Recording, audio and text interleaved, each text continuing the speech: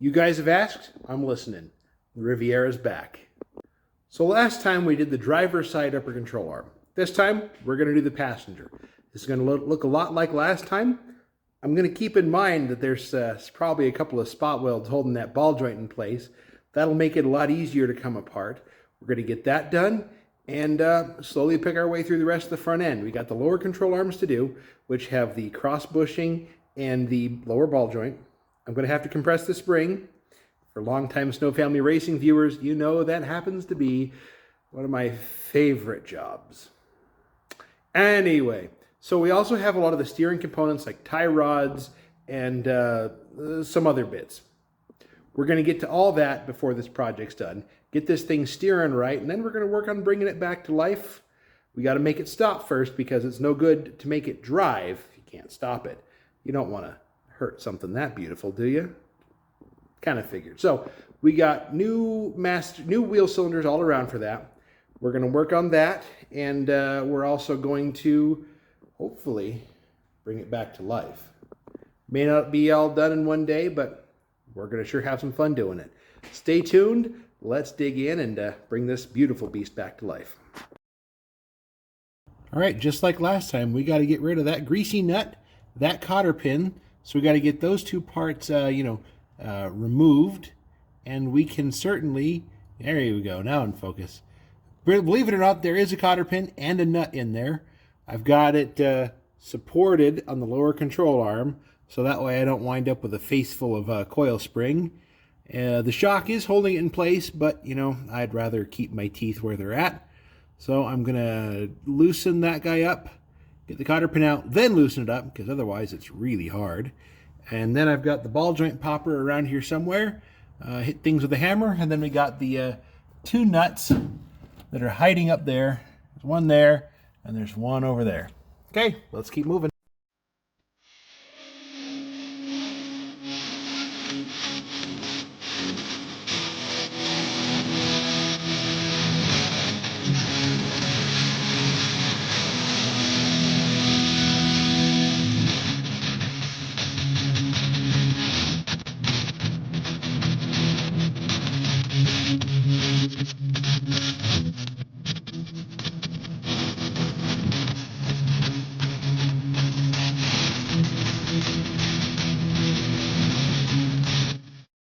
All right, we got it out. Dropped all the alignment shims off of this side over here, but we'll recover. It's going to need a full alignment anyways. I'm going to spend a few minutes getting this cleaned up so that way I can find the spot welds, cut the spot welds, and then we'll work on pressing it out. All right, we got it mostly degreased. And you can see the big old spot weld on that side and the much smaller one with a bit more, cut in. Welders, please correct me on my correct term there. Use the correct one. But, we're going to knock those off with the die grinder or cut off wheel. Pick your poison. And we're going to move on from there.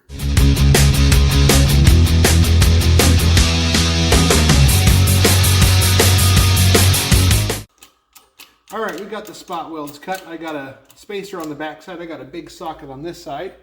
We're just going to push on this and hopefully comes free like it's supposed to, like a good ball joint. Whew, that's a good omen.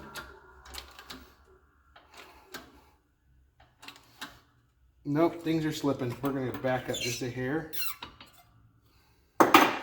Let's pull apart and see what's going on. We don't want to hurt ourselves or anything like that. Okay, so both of them are free. That means that's a good thing. Let's put it back together and let's put some more squish to it.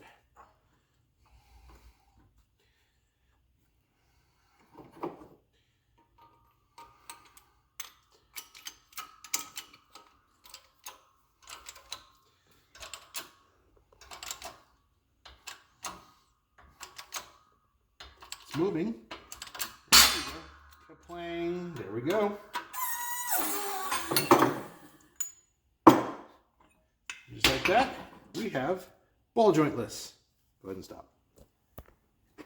All right, so here's the upper control arm. I got just a little bit carried away. Well, not a bad thing in this case, because I got it painted black. I'll have to undo my previous sins on that side and probably go after the wire wheel and get it painted black. Anyway, there's the ball joint. We're on the press.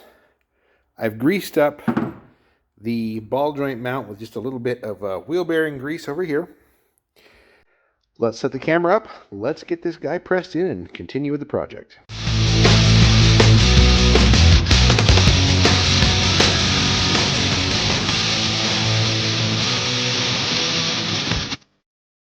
The ball joint is in.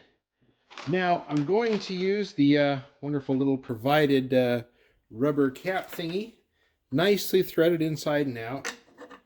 Just set that guy on there. It's not exactly a like correctly formed thread for any machinists or manufacturing background people. It's exactly enough to hold on the dust cap, and it works. So I'm just going to put that on there. Grab the big pair of channel locks and just give it a tweak. Presto dunno. And the kit from Andersen Restoration comes with all the hardware, castle nut, the cotter pins, the grease zerks, all that good stuff. So let's pop the grease zerk out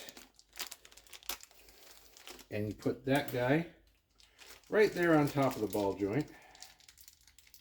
If I can get it out of the package. Must be smarter than the packaging, I know. So we're just going to thread that guy into place.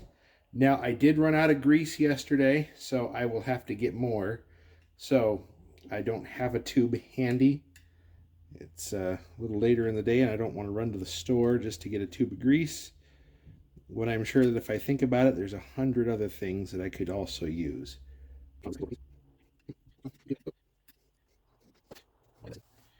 But let's get a wrench.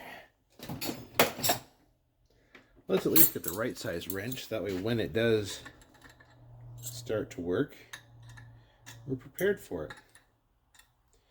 Well, 3/8 appears to be the magic number. Remember, don't do that and then put the grease zerk on, otherwise it's never coming out. You'll never get your wrench back.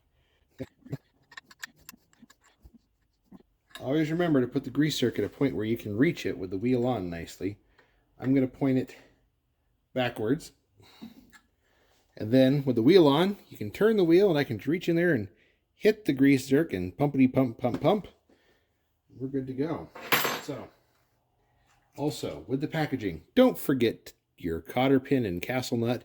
You lose those, well, you'll have to reuse the originals, and reusing cotter pins is a pain. Let's go back to the car. All right, we've got the upper control arm right here. Remember your alignment shims. Make sure you get those back in place, even though after a complete front end rebuild, you're probably going to want to have the thing aligned anyways. This just gets you close, and your alignment guy will thank you. Anyways, let's get the bolts back into the upper control arm. Let's get everything started way up in there. And, let's lose a bolt, because that's a good idea. Anyways, let's continue onward. Cut to the time lapse.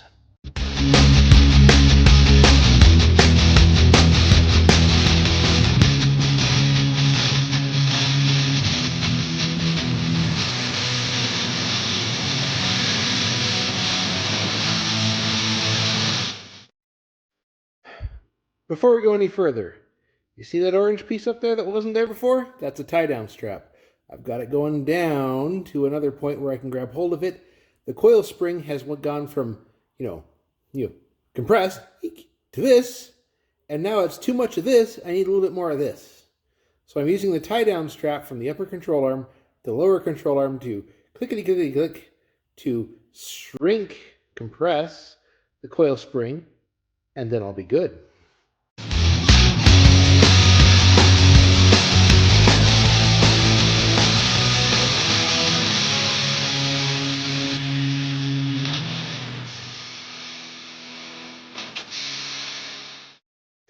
All right, upper control arm's back on.